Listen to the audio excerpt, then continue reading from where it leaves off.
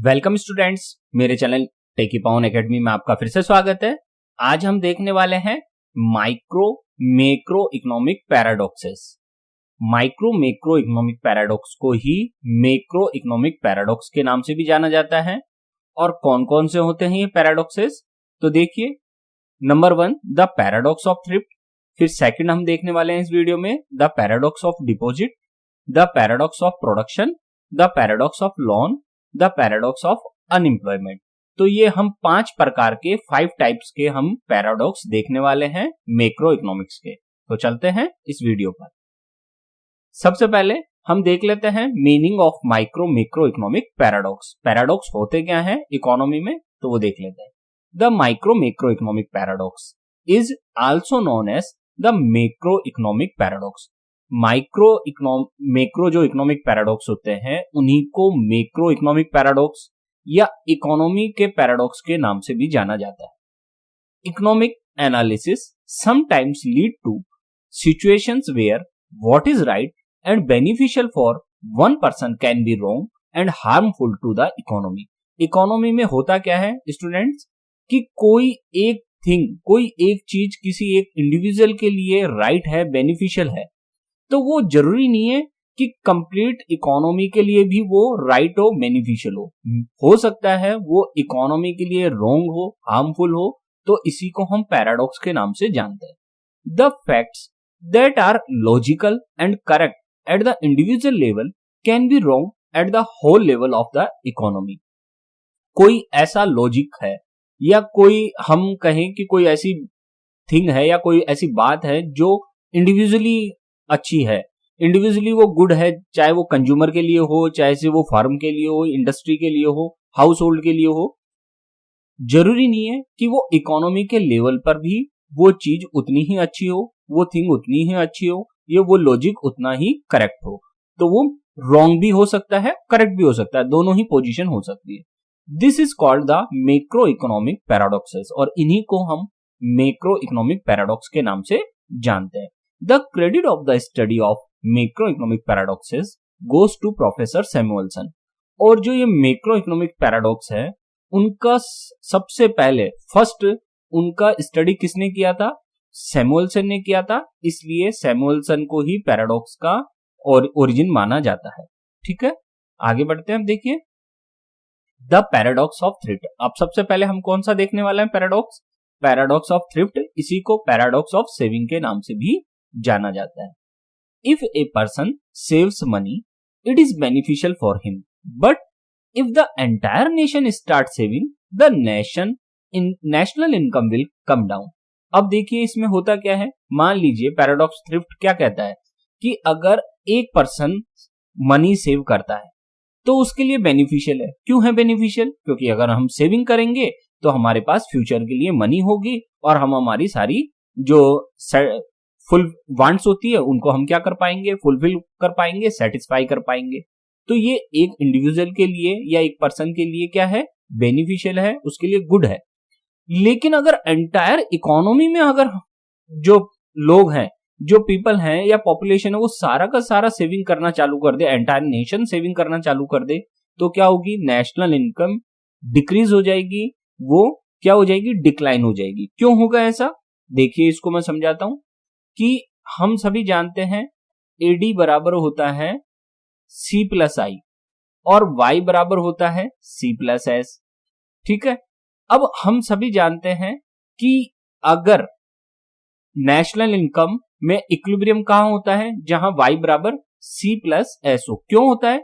क्योंकि वाई का मतलब होता है ए एस और इक्विलिब्रियम में एस बराबर आई होता है, तो आई की जगह हम क्या लिख देंगे, एस लिख देंगे। तो ये क्या हो जाएगा, ये हो जाएगा एडी बराबर एक्चुअली में क्या हो जाएगा, सी प्लस एस, और वाई बराबर क्या हो जाएगा, वाई बराबर होता है ए एस। तो इक्विलिब्रियम में ए एस बराबर एडी होता है, तो ए एस का मान तो क्या होता है, वाई, और एडी का मान हो जाएगा यहां इस केस में सी प्लस एस। क्यों? क्योंकि एस की जगह हमने क्या लिख दिया है, एस को हमने किसकी जगह लिखा है, इन्वेस्टमेंट की जगह। क्योंकि इक्विलिब्रियम में सेविंग और इन्वेस्टमेंट हमेशा इक्वल होते हैं, इसलिए हमने आई की जगह एडी में क्या लिख दिया है, एस। ठीक, अब होता क्या है कि एक पर्सन अगर सेविंग करता है तो वो उसके लिए गुड है, लेकिन अगर एंटायर इकोनॉमी में अगर सेविंग की जाएगी तो सेविंग किसका पार्ट है? सेविंग है एडी का पार्ट। या हम इसको यूं भी देख सकते हैं कि सेविंग होगी तो कंजप्शन क्या होगा? डिक्रीज होगा। मान लीजिए मैं इसमें ये कहूं कि जैसे ही कंट्री में सेविंग इंक्रीज होती है तो जाहिर बात है सेविंग इंक्रीज होगी तो कंजप्शन क्या होगा? डिक्रीज। क्यों? क्योंकि हम पहले ही बता चुके हैं कि y is equal to C plus S होता है। तो C और S में नेगेटिव रिलेशनशिप होता है। जितना C इंक्रीज होगा उतना ही S डिक्रीज होगा, और जितना C डिक्रीज होगा उतना ही S इंक्रीज होगा। तो अगर हम कंट्री की सेविंग को इंक्रीज करने वाले हैं तो कंट्री का कंजप्शन क्या हो जाएगा? डिक्रीज। और जैसे ही कंट्री का कंजप्शन डिक्रीज होगा तो एडी बराबर क्या होता है? C प्लस आई होता है, हम जानते हैं। तो अगर कंट्री का कंजप्शन डिक्रीज होगा तो देखो होगा क्या होगा, ये देखो, इसको देखते हैं हम लोग कि अगर हमने कंट्री की सेविंग को इंक्रीज किया तो पहला इंपैक्ट कंट्री का कंजप्शन डिक्रीज होगा, और जैसे ही कंट्री का कंजप्शन डिक्रीज होगा कंट्री की जो एग्रीगेट डिमांड है वो भी डिक्रीज हो जाएगी। क्यों? क्योंकि एडी बराबर होता है सी प्लस आई। और जैसे ही कंट्री की एग्रीगेट डिमांड डिक्रीज होगी तो क्या होगा? नेशनल इनकम भी डिक्रीज हो जाएगी। आगे आने वाले जो आप चैप्टर्स हैं उसमें आप देखेंगे ये इंपैक्ट कैसे होता है। अभी मैं आपको ब्रीफ में जानकारी दे देता हूं कि जो इनकम होता है वो हमेशा किसके इक्वल होता है? एक्सपेंडिचर के। Income is equal to expenditure होता है। क्यों? क्योंकि जितना मैंने 100 रुपीज मान लो मैंने स्पेंड किया तो उतना ही 100 रुपीज किसी न किसी की इनकम होगी। इसीलिए एक्सपेंडिचर हमेशा किसके बराबर होता है? इनकम के। जब तक आप एक्सपेंडिचर नहीं करेंगे तब तक किसी की इनकम नहीं होगी।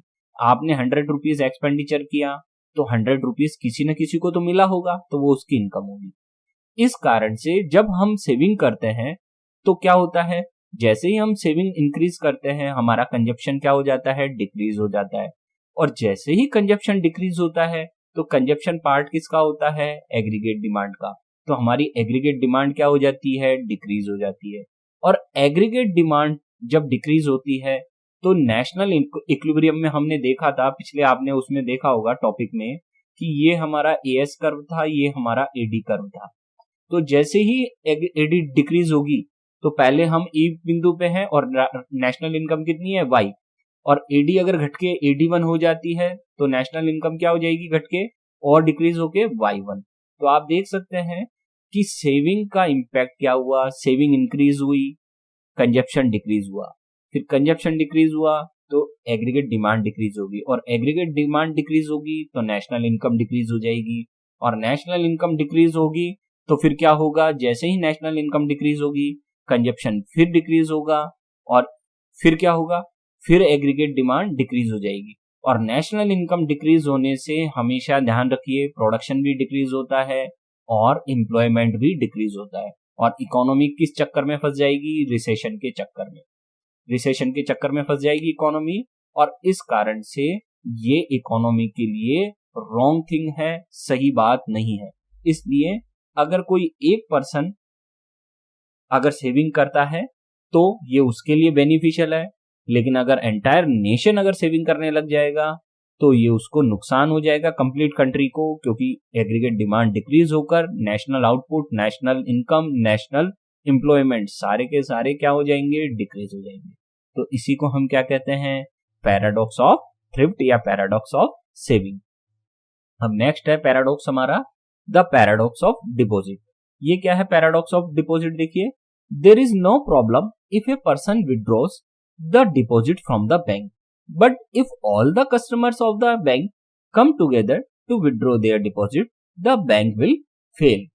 अगर आप किसी एक बैंक में जाएं, ठीक है, और वहां से अपनी डिपॉजिट्स को विड्रॉ करने के लिए जाएं कि मैंने इसमें 10 लाख रुपीज डिपॉजिट कर रखा है मान लीजिए एसबीआई बैंक में, और एसबीआई बैंक में मैं जाऊं कि मुझे मेरी डिपॉजिट दे दी जाए तो कोई प्रॉब्लम नहीं है बैंक को, वो बैंक आपको दे देगा 10 लाख रुपीज। लेकिन अगर जितने भी एसबीआई बैंक में कस्टमर्स हैं वो सारे एक साथ पैसा लेने पहुंच जाए, मनी लेने पहुंच जाए कि हमने जितना पैसा डिपॉजिट किया है वो सारा दे दो, तो क्या वो दे सकता है? पॉसिबल ही नहीं है। क्यों नहीं है पॉसिबल? क्योंकि बैंक ने जो आपका पैसा जमा किया है, जो डिपॉजिट किया है, उस पैसे को उसने, उस मनी को क्या कर दिया है? लोन दे दिया है किसी अदर पर्सन को। बैंक कैसे रेवेन्यू जनरेट करता है? आपने 1 लाख रुपया मान लीजिए डिपॉजिट किया बैंक के पास, तो उसको वो क्या करेगा? आपको इंटरेस्ट देगा ना। तो वो इंटरेस्ट कहां से देगा? जब तक वो खुद इंटरेस्ट अर्न नहीं करेगा, वो आपको इंटरेस्ट कहां से देगा? तो बैंक क्या करता है? आपका 1 लाख रुपया लेगा और उसे किसी अदर पर्सन को लोन के रूप में दे देगा। तो लोन के रूप में देगा तो वो भी इंटरेस्ट देगा, तो ऐसे इंटरेस्ट से उसकी इनकम जनरेट होती है। अब अगर सारे के सारे पर्सन एक साथ अगर अपना डिपॉजिट लेने पहुंच जाएंगे बैंक में, तो बैंक ने तो क्या कर रखा है? आप लोगों का जो डिपॉजिट मनी आया था वो सारा का सारा अदर पर्सन को क्या कर दिया? लोन दे दिया। तो वो आपको पैसा नहीं दे पाएगा और बैंक क्या हो जाएगा? फेल। आपने देखा होगा, नोटबंदी के दौरान देखा होगा, या कभी कभी कोई बैंक जो बैंकरप्सी हो जाती है, बैंक दिवालिया हो जाते हैं, उस दौरान आपने देखा होगा बड़ी बड़ी लाइनें लग जाती हैं। क्यों? क्योंकि बैंक में उतना पैसा ही नहीं होता और सब लोग डर के मारे, जब कोई बैंक डूबने लगता है, जैसे पीएनबी का घोटाला हुआ था, ठीक है, तो पीएनबी का जब ये फ्रॉड हुआ था केस, उस वक्त लोगों का पीएनबी बैंक पे से विश्वास उठ गया था, ट्रस्ट उठ गया था। और जैसे ही उनका ट्रस्ट उठा तो जो डिपॉजिट करने वाले लोग हैं उन्होंने क्या किया कि हमारा पैसा कहीं डूब न जाए, उन्होंने डिमांड की कि हमारा जो भी डिपॉजिट मनी है वो सारा का सारा लौटाया जाए। तो पीएनबी क्या हो गया? उस समय वो फेल हो गया। ऐसे समय में क्या करते हैं? फिर आरबीआई मदद करता है। तो इसी को हम क्या कहते हैं? Paradox of deposit. कि अगर 1% या मोर देन 1% भी अगर आ जाते हैं अपना डिपॉजिट लेने तो कोई प्रॉब्लम नहीं है, लेकिन एंटायर अगर डिपॉजिटर अगर पैसा लेने आ जाए तो उस समय बैंक फेल हो जाते हैं। इसी को पैराडॉक्स ऑफ डिपॉजिट कहा जाता है। फिर नेक्स्ट है द पैराडॉक्स ऑफ प्रोडक्शन। ये देखते हैं हम पैराडॉक्स ऑफ प्रोडक्शन क्या है। By nature's grace, if a farmer gets a good crop, it is beneficial for him, but if that crop is good all over the country, all the farmers will suffer because of the excess production. मान लीजिए आप एक farmer है और आपके nature की grace से आपको क्या हुआ? अच्छा प्रोडक्शन हो गया एप्पल का, बहुत अच्छा प्रोडक्शन हो गया। तो क्या होगा? आप प्रोडक्शन को सेल करेंगे और सेल के बदले में आपको अच्छा खासा अर्न हो गया और आपको इनकम जनरेट हो जाएगी। लेकिन अगर एप्पल की क्रॉप पूरे एंटायर नेशन में अगर अच्छी हो जाए, प्रोडक्शन बहुत ज्यादा इंक्रीज हो जाए, है ना, एक्सेस प्रोडक्शन हो जाए, तो क्या होगा उसका? हम सभी जानते हैं सप्लाई इंक्रीज हो जाती है। मान लीजिए एप्पल का प्रोडक्शन क्या हो गया? इंक्रीज हो गया पूरे नेशन में। तो जैसे ही एप्पल का प्रोडक्शन इंक्रीज होगा पूरे नेशन में, तो जो सप्लाई इंक्रीज होगी तो प्राइस क्या हो जाएगी? एप्पल की डाउन हो जाएगी। क्योंकि हम सभी जानते हैं जब कोई चीज बहुत ज्यादा हो जाती है, प्रोडक्शन किसी चीज का बहुत ज्यादा हो जाता है, तो उसकी प्राइसेस क्या हो जाती हैं? डाउन हो जाती है। तो हो सकता है इतनी डाउन हो जाए प्राइसेस कि कॉस्ट जो होती है वो भी फुलफिल नहीं हो पाए। कई बार आपने देखा होगा कि एप्पल, वैसे तो नॉर्मली इसका एप्पल का जो भाव है, जो प्राइसेस हैं, वो 200 से 300, 400, 500 के बीच में चलता रहता है इसका प्राइस, ठीक है। लेकिन कई बार जब प्रोडक्शन बहुत ज्यादा एक्सेस हो जाता है तो यही एप्पल जो 200, 500 के बीच का इसका रेट चलता रहता है, वो अचानक से इसकी प्राइस कई एरिया में 30 rupees per KG, 40 rupees per KG पर आ जाती है। वो क्यों होता है? वो एक्सेस प्रोडक्शन के कारण होता है। जब जब किसी चीज का प्रोडक्शन एक्सेस हो जाएगा तब तब फार्मर्स को क्या होगा? नुकसान होगा, लॉस होगा, ठीक है। तो इसे ही कहते हैं पैराडॉक्स ऑफ प्रोडक्शन। अगर किसी ईयर में किसी क्रॉप का प्रोडक्शन बहुत ज्यादा इंक्रीज हो गया तो लोगों को बहुत ज्यादा नुकसान होता है, जो फार्मर्स है उनको नुकसान होता है। और कई बार आपने देखा होगा वो अपनी फसल को या क्रॉप को मार्केट में बेचने की बजाय उसको क्या करते हैं? उसको जो रोड होती है उस पर उसको फेंक देते हैं। तो वो इसी कारण से कि उनको उसका प्राइस अच्छा नहीं मिल पाता है। फिर नेक्स्ट है द पैराडॉक्स ऑफ लोन। ये देख लेते हैं द पैराडॉक्स ऑफ लोन क्या होता है। It may be foolish for a person to spend more than his income and fall into a debt trap, but in the event of recession, a nation spends more than its income, it is considered wise। आपने देखा होगा अक्सर हम सभी एक चीज कहते हैं कि हमें लोन नहीं लेना चाहिए। क्यों? क्योंकि हमारी इनकम है कम। मान लीजिए मैं 100 रुपीज मेरी अर्निंग कितनी है, मेरी इनकम तो है, मान लीजिए मेरी इनकम तो है 100 रुपीज, और अगर मैं एक्सपेंडिचर करूं मान लीजिए 150 रुपीज, तो मैं किस में फंस जाऊंगा, डेब्ट ट्रैप में। डेब्ट ट्रैप क्या होता है, डेब्ट ट्रैप होता है कि जब मैं लोन लेता हूं तो उस पे मुझे क्या देना पड़ता है, इंटरेस्ट देना पड़ता है। और इंटरेस्ट जब देना पड़ता है तो इंटरेस्ट अगर बहुत ज्यादा इंक्रीज होता जाता है तो हमको लोन को चुकाने के लिए भी इंटरेस्ट लेना पड़ता है।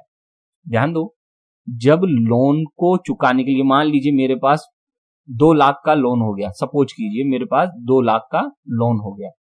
अब मेरे पास इतना पैसा नहीं है कि मैं लोन 2 लाख का पे करूं, और मेरे पास जो कर्जदार हैं, जो जिन्होंने मुझे लोन दिया है, वो लोग आके मुझे धमकी दे रहे हैं लोन चुकाओ। तो मैं क्या करूंगा, किसी तीसरे थर्ड पर्सन से क्या लूंगा, और लोन लूंगा। किस लिए लूंगा, इंटरेस्ट चुकाने के लिए और इनका लोन चुकाने के लिए। तो मैं क्या करूंगा, लोन को चुकाने के लिए और लोन लेता जाऊंगा, और ये लोन बढ़ता चला जाएगा, मेरा लोन क्या होता जाएगा, इंक्रीज होता ही चला जाएगा। क्यों, इंटरेस्ट जुड़ जुड़ के इंटरेस्ट ऐड होता जाएगा और मेरा लोन इंक्रीज होता जाएगा और मैं लोन ट्रैप में फंस जाऊंगा। इसी को डेट ट्रैप कहते हैं। और डेट ट्रैप में फंस जाऊंगा तो क्या होगा, वो तो मेरे लिए बेनिफिशियल नहीं होगा, वो तो मेरे लिए लॉस हो जाएगा। ठीक है, तो एक पर्सन अगर लोन लेता है, अपनी जितनी इनकम है उससे ज्यादा वो स्पेंड करता है, तो ये रॉन्ग थिंग है, इसे बेनिफिशियल नहीं माना जाएगा, इसे क्या कहा जाएगा, फुलिश थिंग। लेकिन अगर इकोनॉमी में रिसेशन है, इकोनॉमी में क्या है, मान लीजिए रिसेशन है, रिसेशन का मतलब क्या होगा, रिसेशन का मतलब होगा कि जो प्रोडक्शन है कंट्री में, वो प्रोडक्शन क्या है, लो है, प्रोडक्शन लो है, एम्प्लॉयमेंट क्या है, वो भी लो है, नेशनल इनकम क्या है, नेशनल इनकम की क्या है, लो है। ठीक है, और डिमांड भी क्या है, लो है। इसी को हम क्या कहते हैं, रिसेशन। जहां प्रोडक्शन भी लो हो, एम्प्लॉयमेंट भी लो हो, नेशनल इनकम भी लो हो, डिमांड भी लो हो, उस कंडीशन को हम रिसेशन कहते हैं। और रिसेशन के केस में प्राइवेट जो सेक्टर होता है उसके पास क्या होता है, मनी नहीं होती। प्राइवेट सेक्टर के पास इतना पैसा नहीं होता कि वो प्रोडक्शन को इंक्रीज करे या डिमांड को इंक्रीज करे। तो फिर यहां पे रोल होता है गवर्नमेंट का। गवर्नमेंट क्या करती है, गवर्नमेंट डायरेक्ट पेमेंट करती है, किसको, पीपल्स को या पॉपुलेशन को। जो लोग होते हैं, पर्सन होते हैं, उनको डायरेक्ट पेमेंट करती है। डायरेक्ट पेमेंट कैसे करती है वो, कि वो मान लीजिए कोई किसी रूप में, चाहे सब्सिडी के रूप में या किसी रूप में, वो क्या करती है कि प्राइसेस को डाउन करने के लिए, जो मार्केट में प्राइसेस बहुत ज्यादा होती है, कीमत जो प्राइसेस होती है ना प्रोडक्ट की, वो बहुत ज्यादा होती है, तो वो क्या करती है, स्कीम्स लाती है, तो उनके ऊपर सब्सिडी देना स्टार्ट करती है। सब्सिडी देना स्टार्ट करती है, कुछ पैकेज जारी करती है। जैसे कोरोना काल में गवर्नमेंट ने पैकेज जारी किया 1 लाख करोड़ का, कभी 2 लाख करोड़ का। ठीक है, जो कस्टमर्स हैं उनको अलग अलग तरह के उनको सब्सिडीज दी प्रोडक्ट उस पे, परचेजिंग पे। जैसे कोई कार परचेज करता है, मोटरसाइकिल परचेज करता है, या फ्रिज परचेज करता है, या कुछ भी, तो उनपे उनको क्या दी, सब्सिडी। तो उससे क्या हुआ कि जो कस्टमर पहले उन चीजों को परचेज नहीं कर पा रहे थे क्योंकि रेट ज्यादा थी, वो अब क्या करेंगे कि चीजें सस्ती हो गई हैं, उनकी प्राइस क्या हो गई है, डाउन हो गई है, तो वो उसको क्या करेंगे, परचेज करेंगे। तो जैसे ही परचेज करना स्टार्ट करेंगे लोग, उससे क्या होगा, डिमांड इंक्रीज होगी। डिमांड क्या होगी, इंक्रीज होगी। और जब डिमांड इंक्रीज होगी तो क्या होगा, प्रोडक्शन भी इंक्रीज हो जाएगा।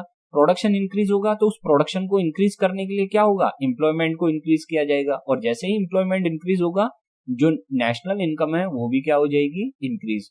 और देश क्या हो जाएगा, कंट्री रिसेशन की पोजीशन से बाहर आ जाएगा।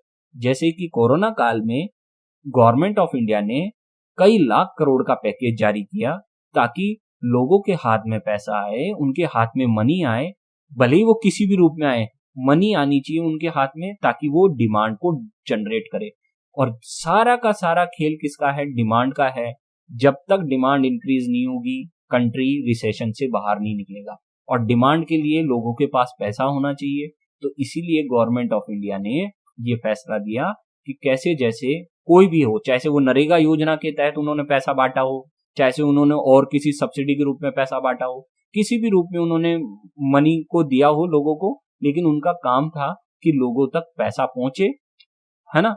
और पैसा पहुंचेगा तो लोग डिमांड जनरेट करेंगे, डिमांड जनरेट करेंगे तो हमने देखा फिर प्रोडक्शन भी इंक्रीज होगा, एम्प्लॉयमेंट भी इंक्रीज होगा और नेशनल इनकम भी इंक्रीज होगी। तो कंक्लूजन क्या निकला इसका?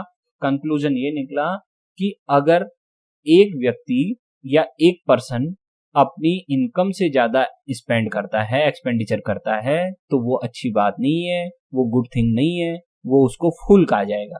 लेकिन अगर कंट्री अगर किसी रिसेशन की पोजीशन में है और वो अगर अपनी इनकम से ज्यादा स्पेंड कर रहा है तो वो इकोनॉमी के लिए बहुत अच्छी बात है। जैसे कि कोरोना काल में गवर्नमेंट ऑफ इंडिया ने लोन लेकर भी जो फॉरेन कंट्रीज है उनसे लोन लिया, अपनी कंट्रीज में जो लोग हैं उनसे लोन लिया और उनसे लोन लेकर उन्होंने स्पेंड किया हाईवेज प्रोजेक्ट्स पे और बहुत सारी जगह वहां उन्होंने स्पेंड किया। तो ये गलत चीज नहीं है, रॉन्ग चीज नहीं है, क्योंकि इससे डिमांड जनरेट होगी और कंट्री वापस से अपनी पोजीशन में आ पाएगा।